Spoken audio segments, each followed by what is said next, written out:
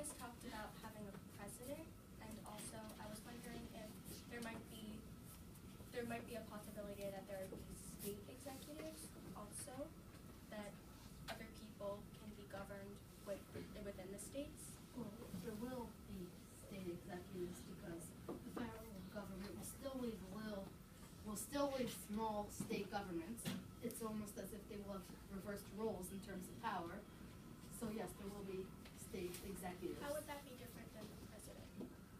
They would just control this one state instead of the entire nation. It's as if we would have multiple presidents, each one in charge of a specific state. Why would we need a president for both states and all together? See, but that's the thing. In the articles, during the times of the Articles of Confederation, there was no president. In the basically non-existent federal government, it was just a Congress and a kind of. Last delegate question. Any more delegates? What's in it? Mr. Clinton's sister.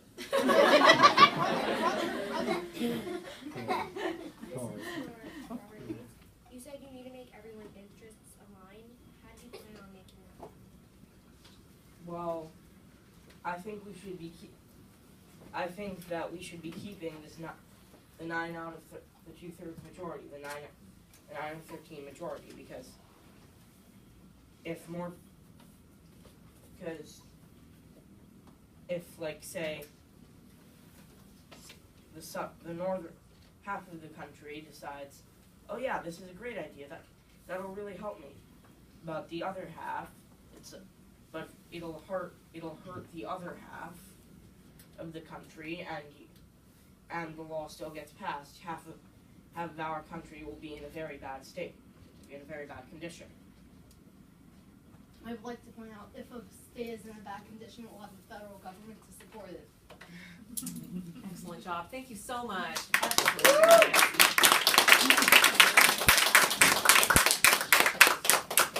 Before we open it up to the audience, can you please go ahead and share your artwork? So, it's plates. Actually, The assignment was, yes, thank you. we had to make in our class, we had to make an abstract representation of our topic. So, what we did, Plates, and the small plates represent The states. the federalist side, 13 small governments and defendant and then governments, we have one large plate.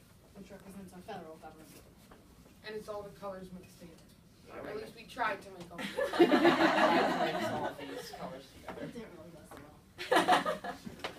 Thank you. Go ahead and pass that around. And now we can go ahead and, the present day, you please feel free to ask them, audience, parents are encouraged, any questions at all about their presentation or their topic or even current day topics that are happening today. Oh, okay, no. What do you guys think about this number? Well, honestly, I didn't hear the question. I didn't hear the question. How do they think that these debates influence the country? How do we think that these debates influence the country today? So, well, I think they influence it, especially because, well, we do have a really strong federal government. Our president is one of the most powerful men, if not the most powerful man in the world. So we do have a pretty powerful federal government. But we also have the Bill of Rights, which came from the anti-federalist point of view. The 10th Amendment to the Bill of Rights, the final amendment, states that all powers not specifically delegated to the federal government, the states are in charge of. That today that affects highways or education or. So it ended up being sort of a compromise in a way. First of all, this was one of the most engaging and also like rigorously researched presentations I've really ever seen. We were just so impressed.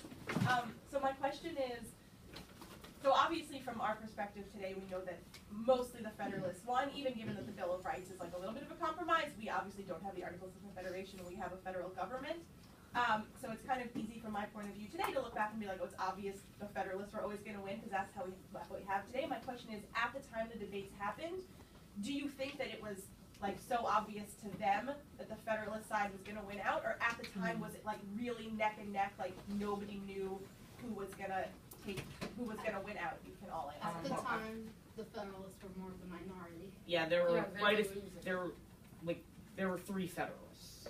There were John Jay, Alexander Hamilton, and James Madison. And that was pretty much it. And then everyone else was anti-Federalist. So what tipped the balance? It's a good question. Honestly, I They were convincing. That's the next research. Right. Further research. Anna? What mechanisms do the Federalists, or did the Federalists propose to make sure that the rights of folks in the states remain protected prior to the Bill of Rights? Well, we do still have a state government, so that's, It's not like they succeeded in doing it. I'm not quite sure what they actually did, but what they Well, did let me do- ask it differently. What were the mechanisms that prevented the proposed president from exerting power?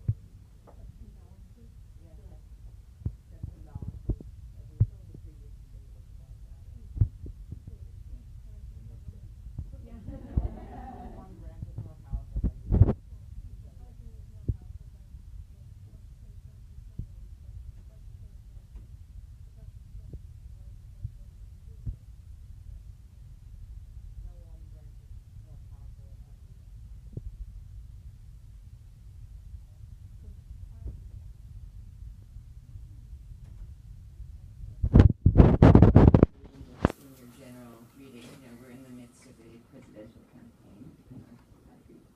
How do you see this debate playing out in contemporary political life? And if you're at all aware of it, like any little instance that we happen to discuss around the dinner table, for example. So Bernie Sanders, who is our favorite presidential candidate.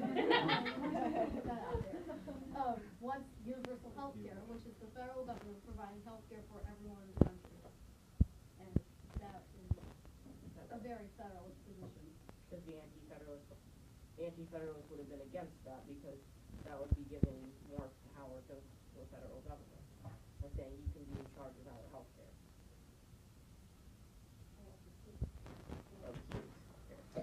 And if there's one last question before we conclude. Well, thank you so much for creating such an engaging debate. It's been a pleasure, and thank you so much for joining us. Thank you.